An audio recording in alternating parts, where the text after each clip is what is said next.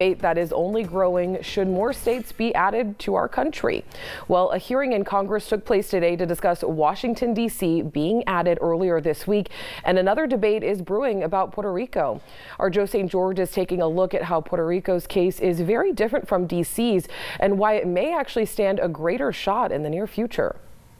Buenos días, ¿cómo están? You don't have to go to San Juan to talk about Puerto Rico's statehood. My heart is in Puerto Rico. Sería todo. A visit to Malao Bakery in Kissimmee, Florida Bonito número 512. will do just fine. Like every month, Puerto Ricans coming over here. A retratar la cabeza del... This community just outside Orlando is home to one of the largest Puerto Rican populations anywhere in the country. About 1 in every 3 people living here is from Puerto Rico. There are no shortage of opinions. This is a good bakery, that's why I'm here. About the food here Puede poner la tarjeta. or the statehood debate. And I think it can happen. Peter Vivaldi says while D.C. possibly becoming a state may get more attention, Puerto Rico's quest should be considered more likely to happen and more urgent. Why? While D.C. has hardly any prominent Republicans supporting statehood, Puerto Rico has conservatives like Senator Marco Rubio backing it, in addition to Democrats.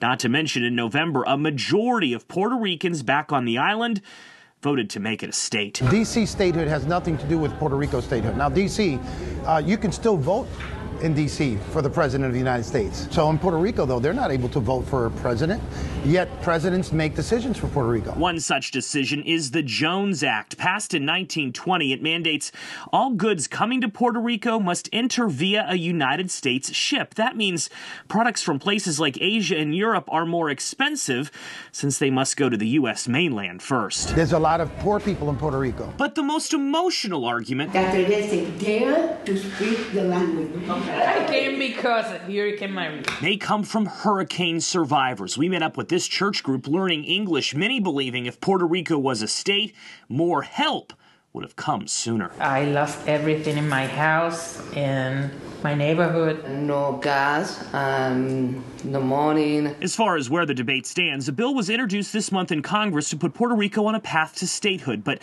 top Democrats so far have not made the issue a priority, which back at the bakery, then we'll be too Americanized. is just fine for some. Not everyone here is eager for a 51st star to be put on the American flag.